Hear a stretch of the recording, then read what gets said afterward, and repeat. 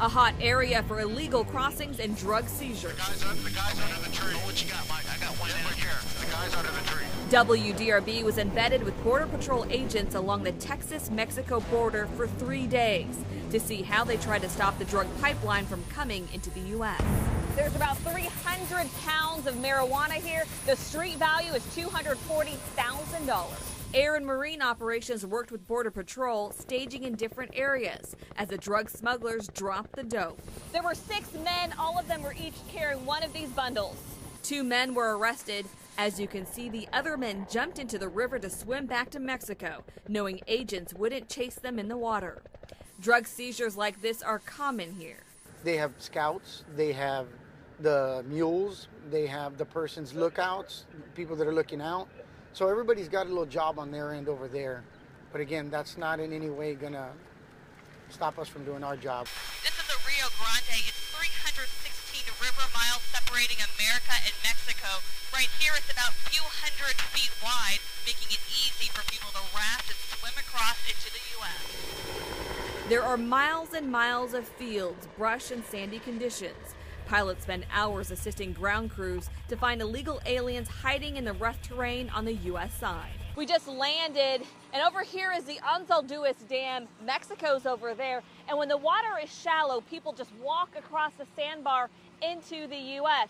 In this area, you can see debris, water bottles, shoes, and other items people left behind. You see that trail that runs away from it, like Mike said, that's people trail. That's pretty fresh, that stuff along the bank there. Got 2 runners. The chopper will help spot the runners looking for bright colors or any movement. Running east.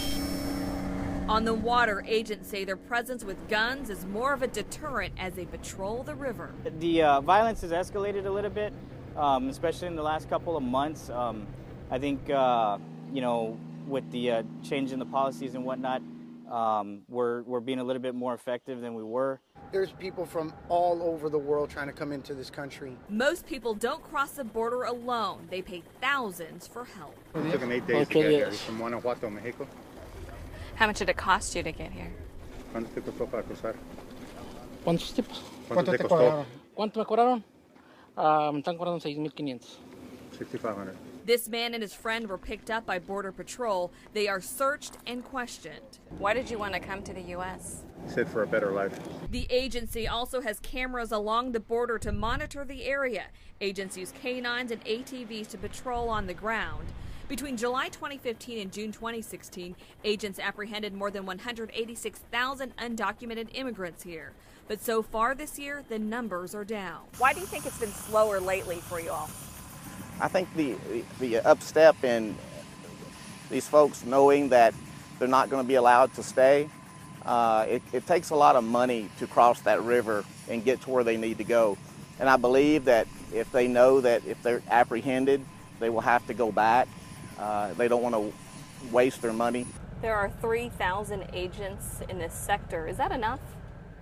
When it comes to the number of personnel, it's hard for me to say that is it enough or is it not enough, because more manpower, the better. Unlike Kentucky, where deportation can take years, at the border the process is relatively quick.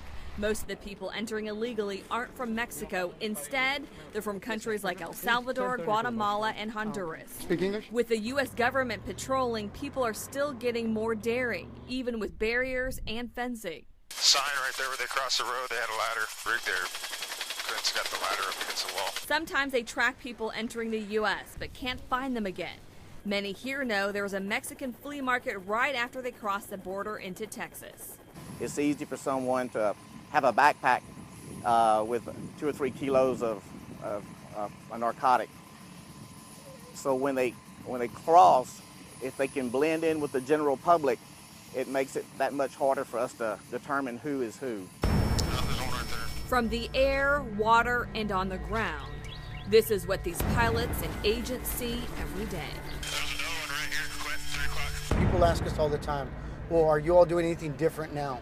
Our agents are out there giving 100% every single day, just like we always been. It doesn't matter who's in office, we're doing the best we can.